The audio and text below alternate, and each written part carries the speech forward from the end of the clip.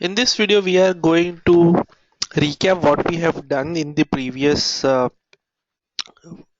course, which was part of your curricula, which was basically how do we create a chart.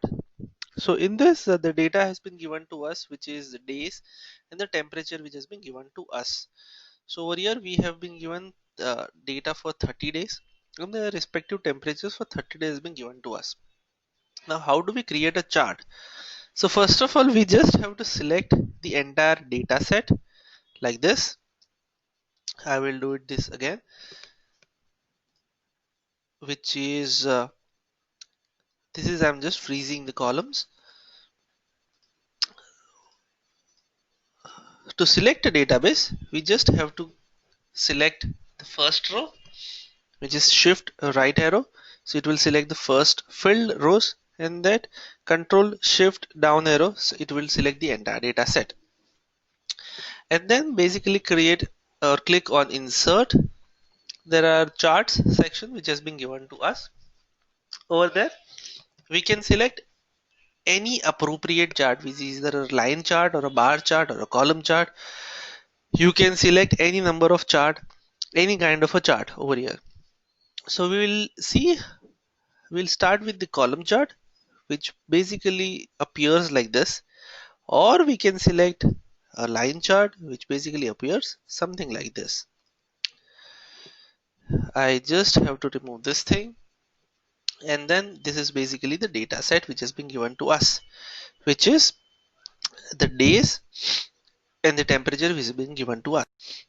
Now interestingly, I will delete this chart again and I will plot this chart again. Interestingly, if you see, there are two separate lines which has been given to us. One is days and one is for the temperature. Now if I want to remove something like this, then how do we do that? So in the data set, in the first row, you just have to delete the value of the first cell.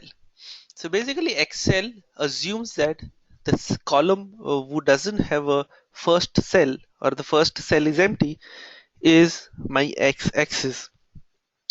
So now do this again. You just have to select the entire data set, click on insert. Now if you see, there is no line chart separately for the days. Also, if you see, the name of the chart appears automatically, which is temperature over here. Let's start with the days as well and see the difference simultaneously, side by side. I will select and insert this chart again. Over here you can see that the chart appears exactly like this. Only difference is there is no chart title over here automatically. However, I can put it over here, and there is a separate line chart for the days as well. So to remove that thing and to make the process faster, I just have to remove this column 1, cell 1, row 1 value. I simply have to delete this so that Excel considers it as a first row or first column as my x-axis. Simply put like that.